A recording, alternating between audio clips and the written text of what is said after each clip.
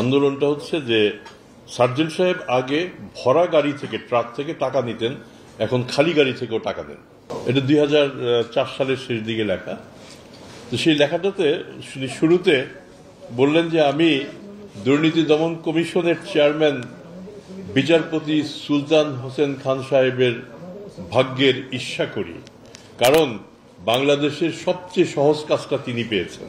আহা, এই কাজটা যদি আমি পেতাম। তো এখন আমার মনে হয় প্রফেসর ইউনূসের দুর্ভাগ্য, তিনি একটা কঠিন কাজ পেয়েছেন, বাংলাদেশ সরকার এই সময় পরিচালনা করা। আর যদি সত্যিই হয় সবচেয়ে সহজ কাজটা আমার, এই কাজটা সহজ কেন এটার একটা ব্যাখ্যা দিয়েছেন। ব্যাখ্যাটা হচ্ছে এরকম, যদি আমরা একটা গণভোট করি যে আমরা কি দুর্নীতির পক্ষে আছি না বিপক্ষে আছি, আমার ধারণা একটা ভোটও দুর্নীতির পক্ষে পড়বে না, শতভাগ ভোট পড়বে দুর্নীতির বিপক্ষে। তাহলে তো খুব সহজ ব্যাপার, যেটাতে শতভাগ লোক সমর্থন করে সেটা মানে আমাদের দমন করা কিংবা শেষ করা কিংবা কমিয়ে আনা তো কঠিন কাজ হওয়ার কথা না, কিন্তু তারপরেও কঠিন। এবং কঠিন যে তার একটা প্রমাণ পাচ্ছি, আজকে বরিশালে আমাদের দুর্নীতি দমন কমিশনের একটা অফিসও স্থাপন করতে হয়েছে।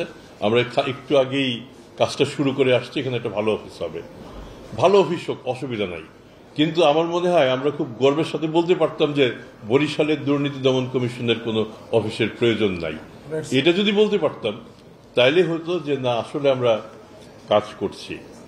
এখন দুর্নীতি নিয়ে আমার সহকর্মী আক্তার হোসেন একটা মোটামুটি বিবরণ দিলেন। এই বিবরণগুলি কিন্তু ওনার নিজের তৈরি করা না, আমরা যেসব অভিযোগগুলি পাই ওই অভিযোগগুলি থেকে মোটামুটি একটা সামারাইজ করে এটা আপনাদের সামনে দেওয়া হয়েছে। আমি একসময় 2002 সালে ঢাকার জেলা প্রশাসক হই। তো সেই সময়, তার আগে আমাদের ঢাকায় আমার এখন যেটা সমরিত হাসপাতাল পান্থপথে, ওই অংশ, এটার একটা অংশ আমার বাবার বাড়ি। তো আমাদের বাসারই মানে পর্চা বের করতে হবে। আমার ছোট বোন ডিসি অফিসে গেছে, গিয়ে ওখানে কিছু পয়সা টয়সা দিয়ে একটা পর্চা বের করে নিয়ে আসছে আর কি।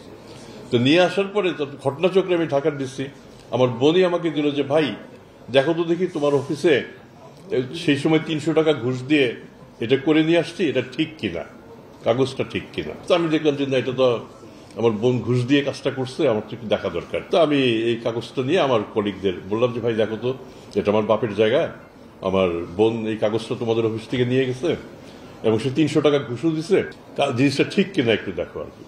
তারপরে যেটা হয়, ডিসি সাহেব বলছে সুতরাং আমার রেকর্ড রুমের অফিসার থেকে শুরু করে একসাথে বিরাট বিরাট ভলিউম নেমে সব এসে হাজির হলো, বললো স্যার সব ঠিক আছে, এর মধ্যে একটাও মিথ্যা নাই, কিন্তু এই যে স্যার 4টা সই, একটা সই আমাদের না,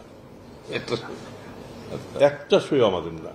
এখন তাহলে 2টা প্রশ্ন, একটা হচ্ছে যে তথ্যগুলি ঠিক আছে, তাহলে এমন একজন কেউ বা একাধিক ব্যক্তি কেউ যাদের ওই রেকর্ড রুমের ভিতরে প্রবেশাধিকার আছে, সইগুলি আমার কলিগরা কেউই দেয় নাই, কিন্তু আমার কলিগদের সাথে যদি যোগ সাজস না থাকে তাহলে এর ভিতরে ঢুকলো কিভাবে? আমি 300 টাকা খুব কম টাকা, এখন ঘুষের রেট অনেক বেশি। তো সেই সময় মানে এটা সত্যি যে দালাল ছিল, দালালরা ভিতরে গেছে, গিয়ে মানে ভলিউম থেকে তুলে নিয়ে আসছে, তুলে নিয়ে এসে একটার পর একটা সই, নাম কিন্তু সই একদম রেকর্ড রুম কর্মকর্তা যাদের যাদের সই দরকার সবারই সই আছে। তো এটাও এক ধরনের। আমি একসময় সিরাজগঞ্জে চাকরি করতাম, সিরাজগঞ্জের সার্জেন্ট ছিলেন শামসুর রহমান, একজনই সার্জেন্ট একটা জেলাতে।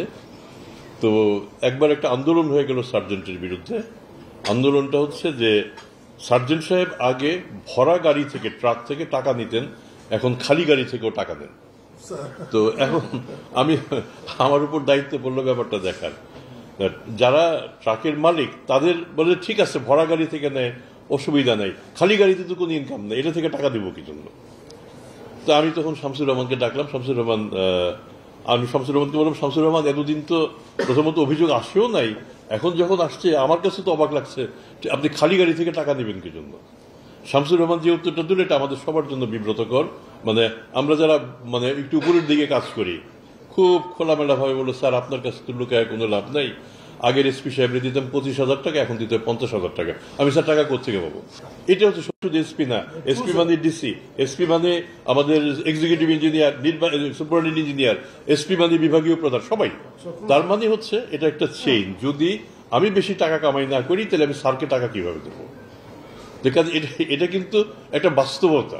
তো আমি তখন এই শামসুর রহমানের আমি তখন কি বিচার করবো? আমি নিজেই খুব বিব্রতকর একটা অবস্থায় পড়লাম। পরে আমি বললাম, শামসুর রহমান অন্তত খালি গাড়ি থেকে টাকা নিয়েন না।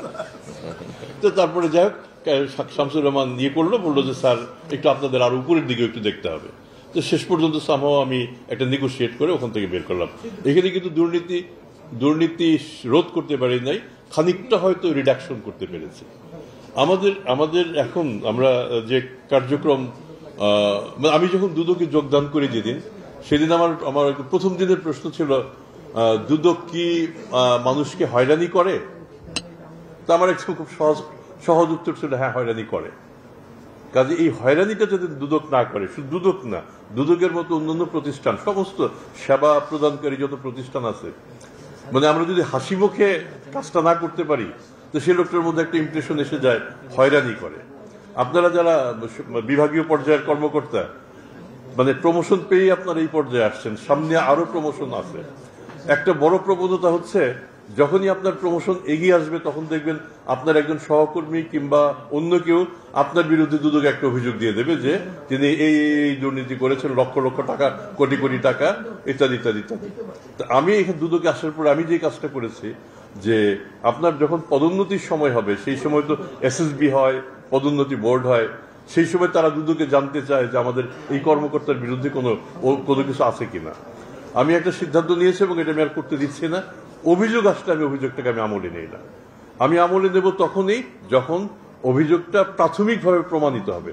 তার আগ পর্যন্ত আমি জানিয়ে দিই যে না, তার বিরুদ্ধে দুদকে কিছু নাই।